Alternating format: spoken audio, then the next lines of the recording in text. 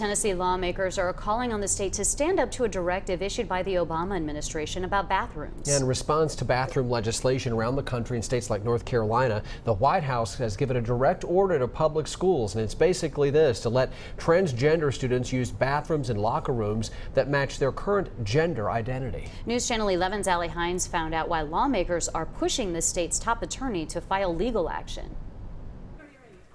33 Tennessee lawmakers signed a letter this week addressed to Tennessee's Attorney General asking him to sue the federal government over these guidelines. The message behind the federal government's directive: public schools need to follow its guidance or face loss of federal funding.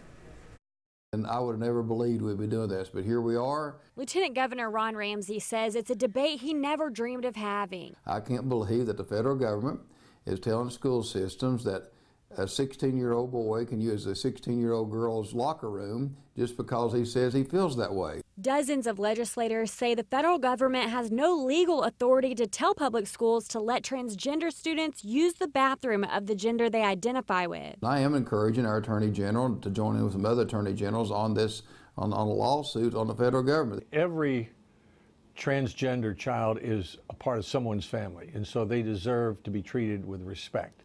But that's no excuse for a federal executive agency to start acting like a national school board. United States Senator Lamar Alexander of Tennessee says this isn't something that should come out of D.C. The state, the local school board, classroom teachers, those closest to the children, should make the decisions of how to show compassion for and give equal opportunity every single child. But the question of who has the authority is still up for debate. I think the question will get answered in these lawsuits, because these lawsuits are over the interpretation of the 1964 Civil Rights Act. And if they interpret it one way, it effectively will be saying this is a national civil rights issue.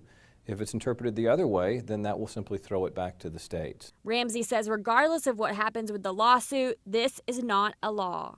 So I don't think any state will abide by this. I really don't. Allie Hines, News Channel 11, in your corner. Lieutenant Governor Ramsey said there's been talk of calling a special legislative session to address the issue. Late today, Governor Bill Haslam said he doesn't feel that that's necessary, but Ramsey said he hopes the Attorney General will join in on the lawsuit and move forward.